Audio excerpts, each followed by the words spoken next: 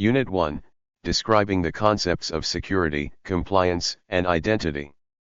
By the end of this unit, you should be able to define security and compliance concepts, and describe identity concepts. Lesson 1, Defining Security and Compliance Concepts. Introduction. As more business data is being accessed from locations outside of the traditional corporate network, security and compliance have become overriding concerns.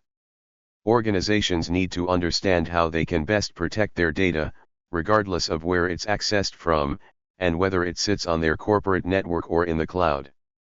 In addition, organizations need to ensure they're compliant with industry and regulatory requirements to ensure the protection and privacy of data. This section introduces some important security and compliance concepts. You'll learn about the shared responsibility model, defense in depth, and zero trust model. You'll be introduced to the concepts of encryption and hashing as ways to protect data. Lastly, you'll learn about concepts that relate to compliance. Topic 1, Shared Responsibility Model. This topic introduces the division of security duties between cloud providers and customers. It clarifies who is responsible for securing different components of cloud services, ensuring transparency and accountability in cloud environments. The responsibility of implementing security and compliance in an organization depends on the service it utilizes. On-premises hardware and software. Cloud-based services. The organization is 100% responsible for the implementation. Shared responsibility model. It identifies which security tasks are handled by the cloud provider, and which security tasks are handled by the customers. When organizations move to the cloud, some responsibilities transfer to the cloud provider and some to the customer organization. The responsibilities vary depending on where the workload is hosted. Software as a service. It is hosted and managed by the cloud provider. It is usually licensed through a monthly or annual subscription. It requires the least amount of management by the cloud customer. The cloud provider is responsible for managing everything except data, devices, accounts, and identities. Platform as a service. It provides an environment for building, testing, and developing software applications. Its goal is to help you create an application quickly without managing the underlying infrastructure. With this, the cloud provider manages the hardware and operating systems. The customer is responsible for applications and data. Infrastructure as a service. It is the most complex cloud service, requiring the most management from the cloud customer. The customer uses cloud providers' computing infrastructure. The cloud customer doesn't handle the physical parts but is still responsible for the software, including operating systems, network controls, applications, and data protection. On-premises data centers. The customer has the responsibility for everything from physical security to encrypting sensitive data.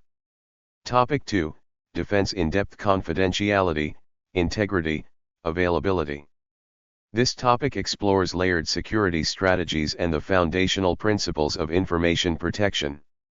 It emphasizes how multiple safeguards work together to protect data and systems, while the CIA triad ensures data is secure, accurate, and accessible. Defense in depth. Here are its key points. Layered approach. Defense in depth uses multiple layers of security instead of a single perimeter. Mechanisms to slow attacks.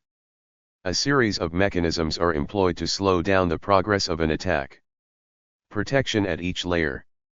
Each layer offers protection, ensuring that if one layer is breached, another layer will prevent unauthorized access to data. Example layers of security might include: Physical security. Limits data center access to authorized personnel. Identity and access. Use multi-factor authentication and condition-based access. Perimeter security. Implements DDoS protection to prevent large-scale attacks. Network security. Uses network segmentation and access controls. Compute layer security. Secures virtual machines by closing certain ports. O. Application layer security. Ensures applications are free of vulnerabilities. O. Data layer security. Manages access to data and use encryption for protection. Defense in depth, CIA. A defense in-depth strategy uses various mechanisms to slow down attacks. These mechanisms, technologies, processes, and training, are part of a cybersecurity strategy aimed at ensuring confidentiality, integrity, and availability, CIA. Confidentiality. It means protecting sensitive data, example customer info, passwords, financial data, by O. Encrypting data and keeping encryption keys secure. O. Ensuring sensitive data, keys, and passwords remain confidential. Integrity. It means ensuring data or messages remain correct and unchanged. It involves O. Ensuring received emails match sent emails. O. Ensuring retrieved database data matches stored data. O. Ensuring decrypted data matches its original form, and O. Having confidence that data hasn't been tampered with or altered. Availability. It means ensuring data is accessible to those who need it, when they need it. It involves O. Keeping customer data secure yet accessible to employees, and O. Balancing security, example encryption, with the need for access to decrypted data. Cybersecurity aims to protect the CIA of systems, networks, applications, and data. Cybercriminals try to disrupt these goals. Microsoft's solutions help organizations achieve the CIA triad. Topic 3: Zero Trust Methodology. This topic presents a modern security framework that assumes no user or device is inherently trustworthy.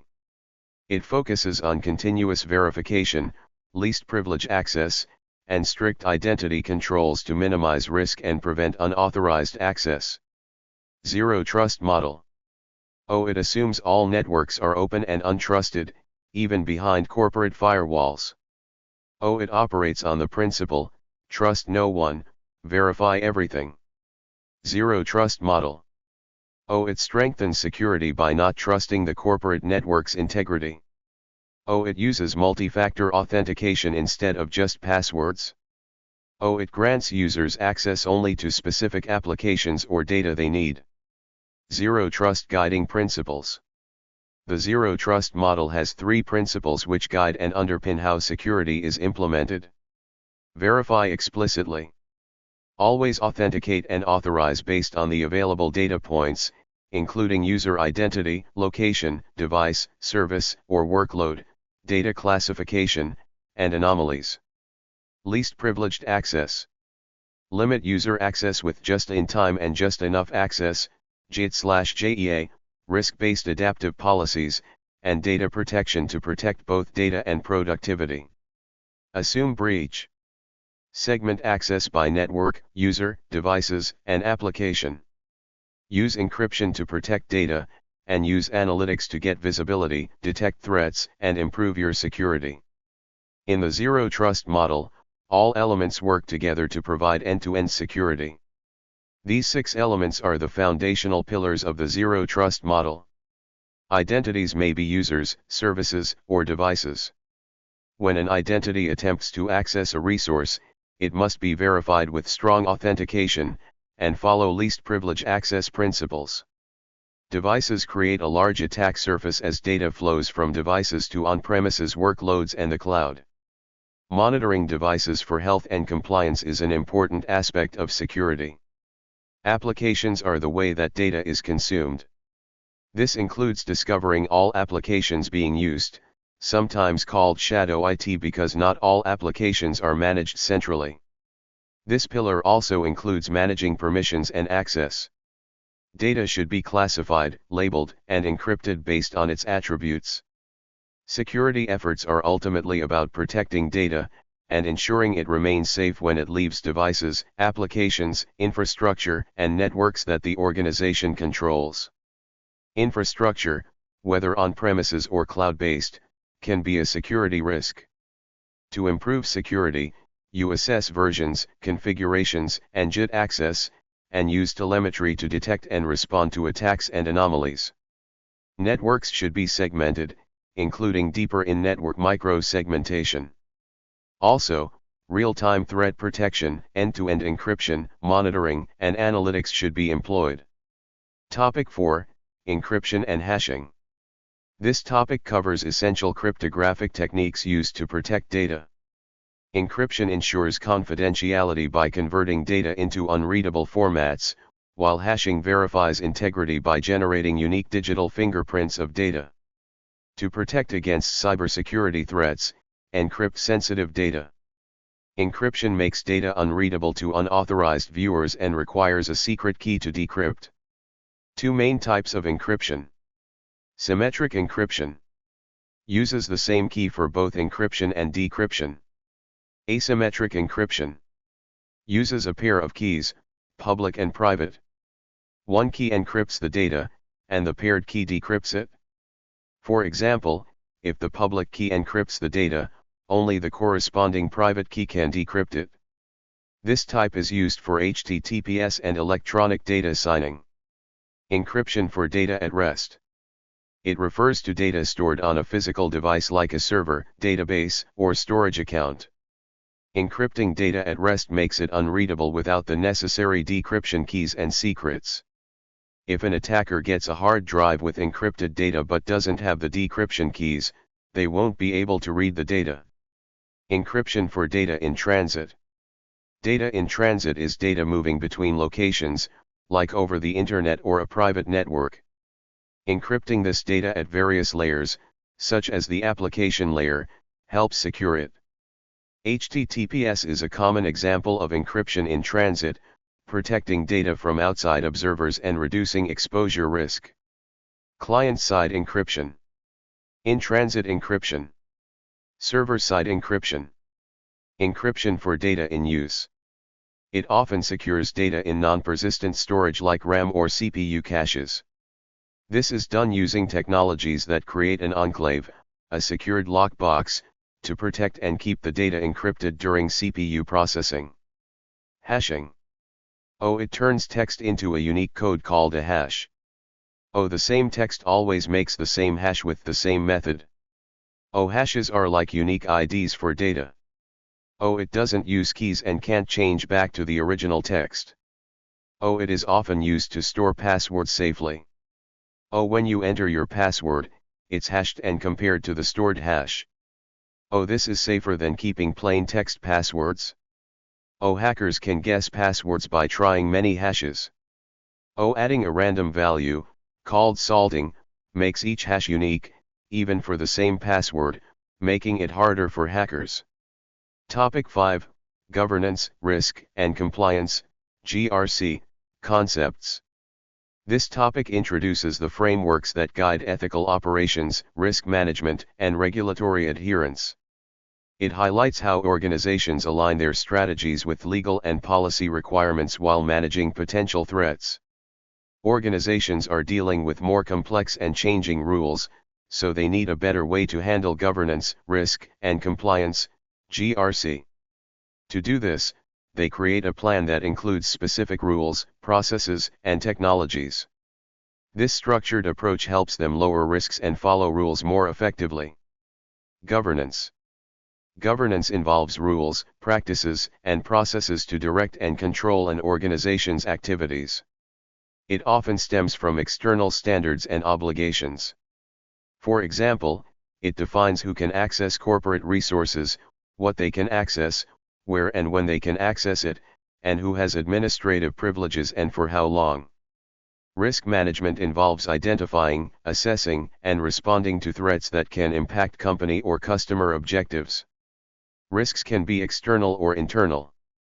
Examples: external risks, political, economic, weather events, pandemics, security breaches. Internal risks, data leaks, intellectual property theft, fraud, insider trading. Compliance. It involves following laws and regulations that dictate data protection, required processes, and penalties for non-compliance. It is not the same as security, but security is often a requirement for compliance. Compliance meets legal standards, while data security involves all measures to protect sensitive data and prevent breaches. A healthcare provider stores patient records in Microsoft Azure. They are subject to HIPAA, Health Insurance Portability and Accountability Act, regulations, which mandate strict controls over patient data privacy and security. Compliance requirements. To comply with HIPAA, the organization must ensure data encryption both at rest and in transit. Maintain audit logs of data access. Implement access controls to restrict who can view patient records. Conduct regular risk assessments. Have a breach notification process in place. These are legal obligations. Failure to meet them could result in fines or legal action. Compliance-related concepts. Data residency. When it comes to compliance, data residency rules decide where data can be stored and how it can be moved, used, or accessed across countries. These rules vary widely by location. Implementing rules and regulations, of the Data Privacy Act, these rules provide detailed guidelines on how personal data should be handled. They include principles of transparency, legitimate purpose, and proportionality, and outline the responsibilities of organizations in protecting personal data. Data sovereignty.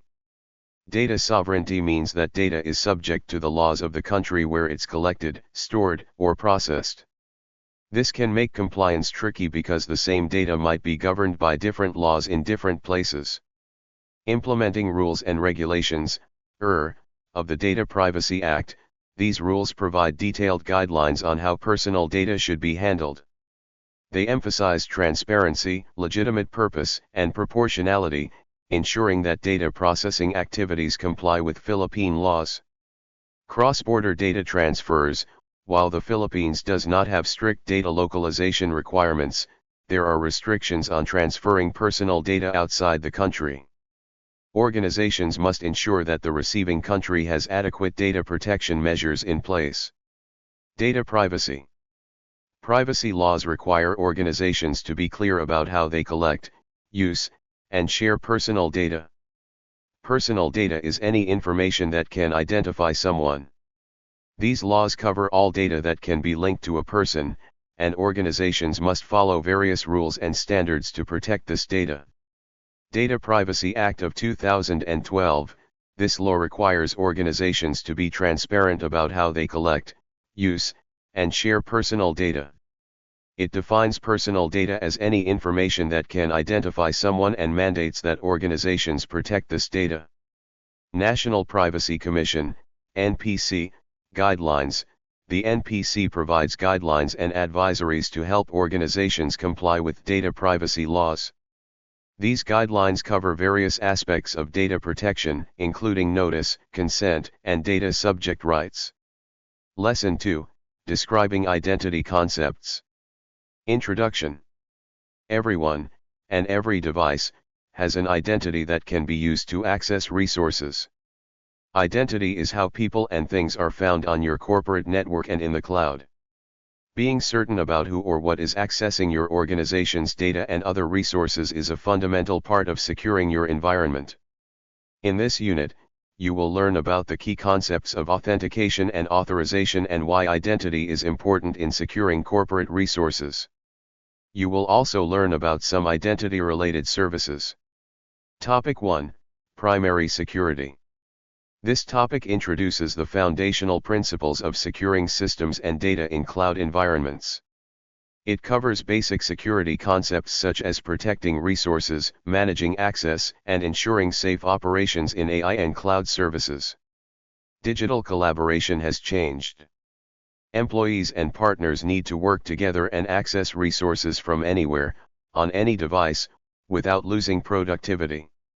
More so, remote working have become incredibly popular. The security perimeter is no longer confined to the on-premises network. It now includes SaaS applications. SaaS applications for critical business workloads hosted outside the corporate network.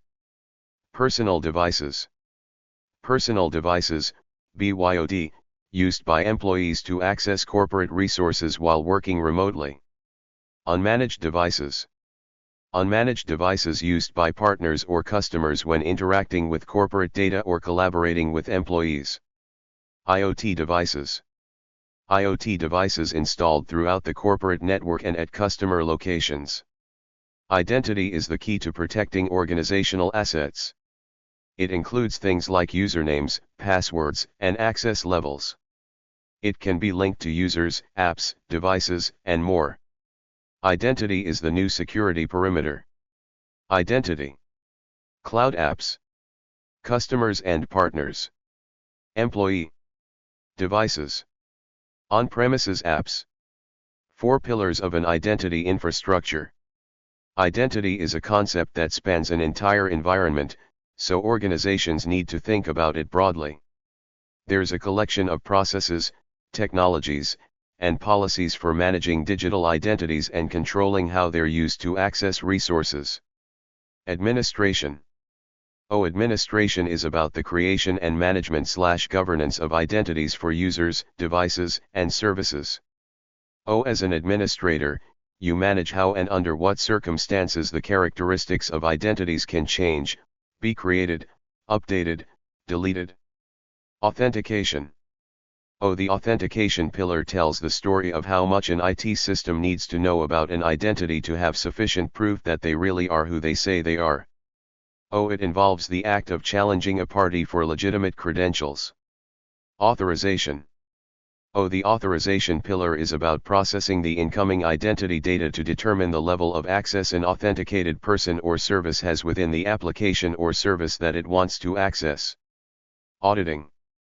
The auditing pillar is about tracking who does what, when, where, and how. It includes having in-depth reporting, alerts, and governance of identities. Topic 2, Authentication. Authentication is the process of verifying a user's identity before granting access to systems or data. This topic explains methods like passwords, biometrics, and multi-factor authentication, MFA, to ensure only legitimate users can access resources. Authentication. It is the process of confirming someone's identity. For example, when using a credit card, showing a driver's license helps prove the card belongs to the person using it. This extra ID check is a simple form of authentication. When accessing a device, you're often asked for a username and password. The username identifies you, and the password confirms it's really you. Together, they form a basic method of authentication often called Auth-N. Topic 3, Authorization.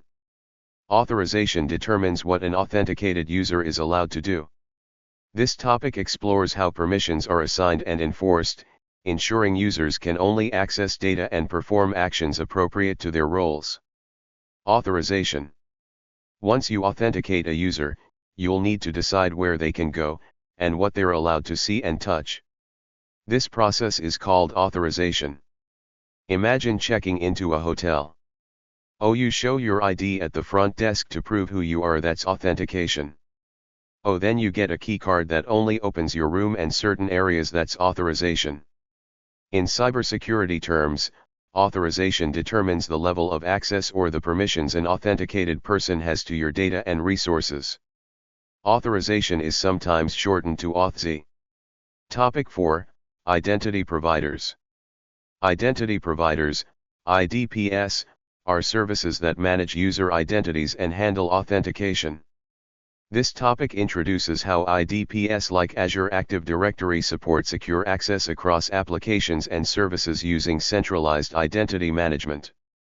The role of the identity provider. Modern authentication is an umbrella term for authentication and authorization methods between a client, such as your laptop or phone, and a server, like a website or application. At the center of modern authentication is the role of the identity provider. An identity provider creates, maintains, and manages identity information while offering authentication, authorization, and auditing services. With modern authentication, all services, including all authentication services, are supplied by a central identity provider. Information that's used to authenticate the user with the server is stored and managed centrally by the identity provider.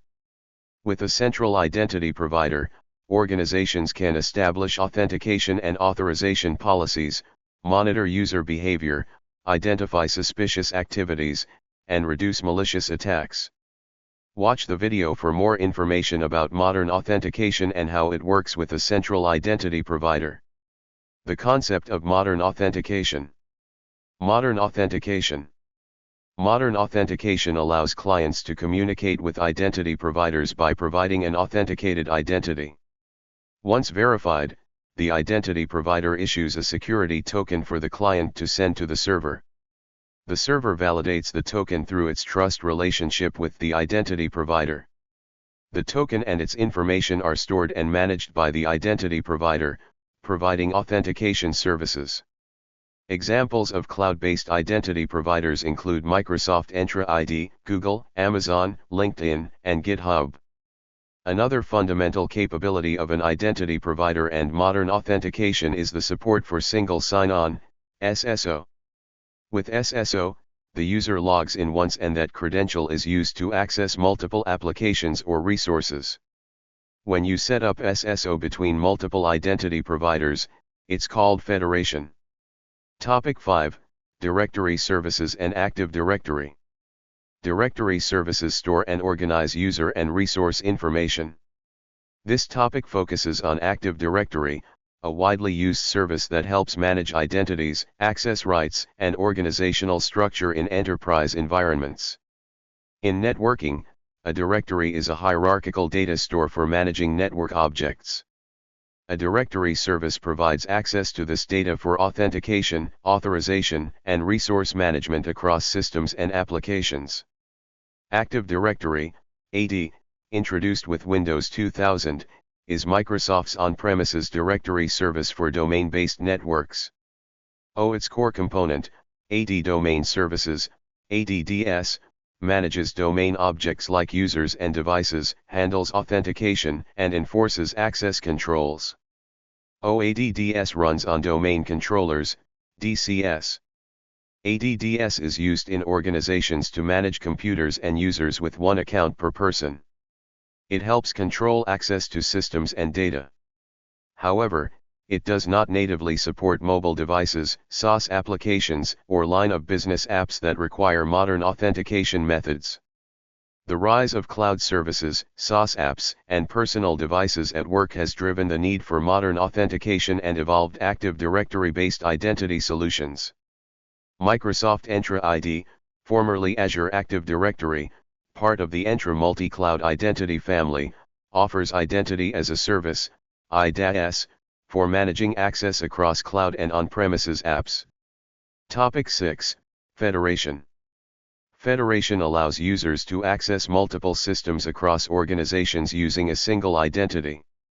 This topic explains how federated identity systems enable seamless and secure collaboration between trusted domains. Federation enables the access of services across organizational or domain boundaries by establishing trust relationships between the respective domain's identity provider. With federation, there's no need for a user to maintain a different username and password when accessing resources in other domains. Shared access.